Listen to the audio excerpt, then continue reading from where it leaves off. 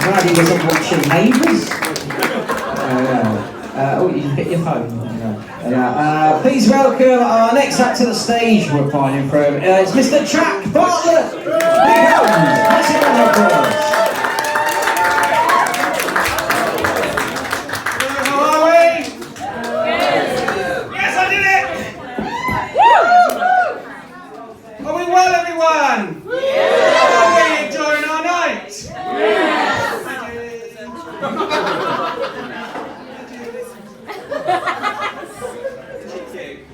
Right, I'm going to do something that's slightly different that you don't normally see on the comedy scene, and that's let the audience pick the order of my set.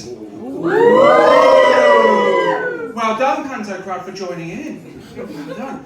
So what I need is a volunteer. I need a volunteer to pick the numbers 1 to 5, which will pick the order of my set. Laura's Hendu. Laura. Is it your Hendu? Is that Hendu? Shall we go for her, girls? Yeah. Right, number 1 to 5, go. 2. That is breastfeeding. Cracking one to start on. I'd like to see if breastfeeding women would like a drink, because to me, that's the best way to find out their cup size.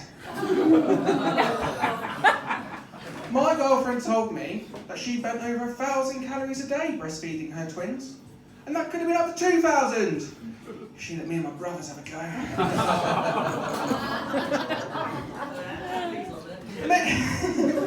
He just loves sucking tits, my friends. Yeah. Is it? What man isn't into sucking tits? Yeah, exactly. Maybe not you. Maybe just nips. Many people think that breastfeeding in public is wrong, but I don't care. I think it's a great way to bond with my mum. Number 1. 4. Barbecues. When at a barbecue, I was asked to give it some more gas, but I ended up giving too much and following through. I've been told that I'm no longer allowed to cook at a barbecue because I always seem to manage to burn the outside but leave the middle raw. Which is really weird because that's also how I lost my job at the crematorium. I think that's harsh. You're not going to like this next one. Here we go. There's always this great debate at barbecues about which burns better, coal or gas. Which to me is a pointless debate. The Nazis already found the answer to that in World War II. Quick, next one! Number 1! Family and friends. My dad's great at hide and seek. We've been playing since I was 8, and I still haven't found him. He does like to offer me clues though. Every year I receive a sunny postcard from him that just says, "Getting warmer." Every year, for his birthday, my granddad always goes, "Oh, don't worry about buying for me. I'm going to die this year anyway." And he never does. And he always looks so disappointed. So this year I bought him a one-way trip to Switzerland. You really like that one? Is it just Switzerland you love, or the thought of sending your granddad? Oh, fair enough. I've got 2 well-behaved children who their mother says is priceless, but I'm determined to prove her wrong. So if you're interested, I'm willing to do 2 for 1, or 3 for 2 if you're willing to wait 9 months. My friends were always jealous of me because I was able to hit A minor with my flute. But, in my defence, he did call me a fat twat. You just got it, wow. That's good. That makes sense. When people ask me what my taste in music is, I tell them, it all depends on which side of the CD I lick. Next one, it's not going well, quickly. 3! Advertisement. On my way to the gig tonight, I saw a sign that said Southampton, twinned with Caen. Now, I've been to Caen, and all that's there is drug dealers, graffiti, and dog shit. So they've really nailed it. I saw a sign for male escort service the other day. Now correct me if I'm wrong, that's a postman.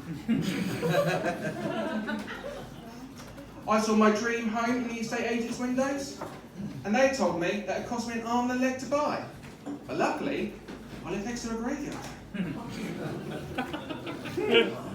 Countries are beginning to advertise themselves nowadays, which really annoys me because they're very rarely honest.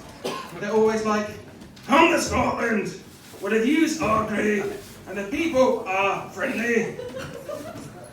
When really it should be, come to Scotland, where the kebab shops are many and the teeth are few. I saw an idiotic racist banner that just said, all blacks go home. Rugby fans. Targeted advertisements being used on people nowadays. So if you're looking at books, you'll get adverts on books. If you're looking at gardening, you'll get adverts on gardening.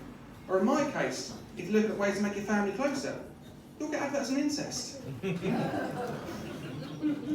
Next one, number 5, right? It's the last one. 5, that's right. Anniversaries. Let's hope this one goes down better, right, guys? Give us a cheer! Oh, thank God for that, I needed that. Right. Me and my girlfriend have just celebrated our first anniversary.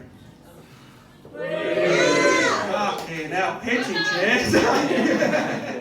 And to celebrate the occasion, we decided to reenact our first date.